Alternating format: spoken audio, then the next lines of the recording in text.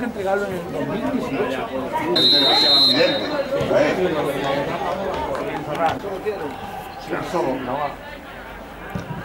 ¡Ojo! ¡Ojo! Gol.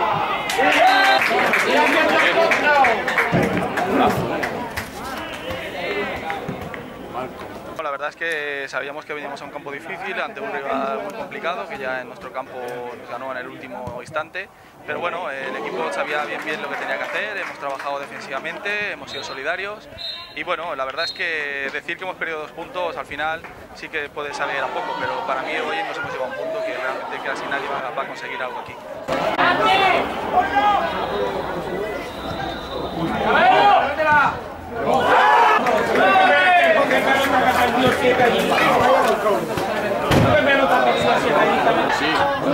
¿Sí?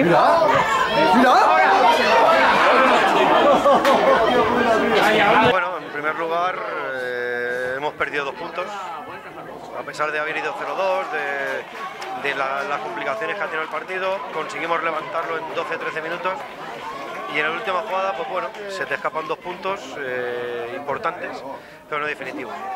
A partir de ello felicito a los chavales por el esfuerzo que han hecho al final, lo han intentado en todo momento, pero no hemos tenido el puntito de suerte, igual que el de Martorell, y se nos escapan 2 puntitos.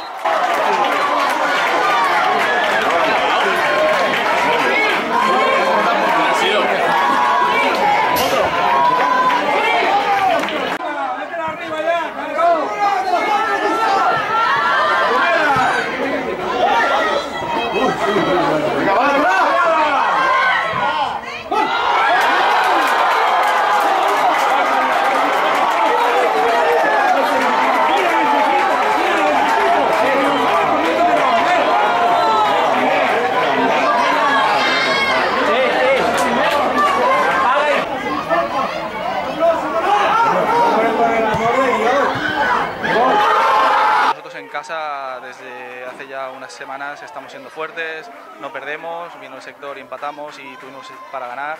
Bueno, realmente el San Andrés la semana que viene va a tener que hacer mucho para intentar ganarnos y yo creo que el equipo ahora físicamente está muy bien, están muy metidos y saben lo que tienen que hacer. Somos un equipo que luchamos por un pueblo porque todos los chicos son de allá y bueno, la ilusión de un Popla, como dice el eslogan del club, es por eso, ¿no? Y ellos están luchando para ello.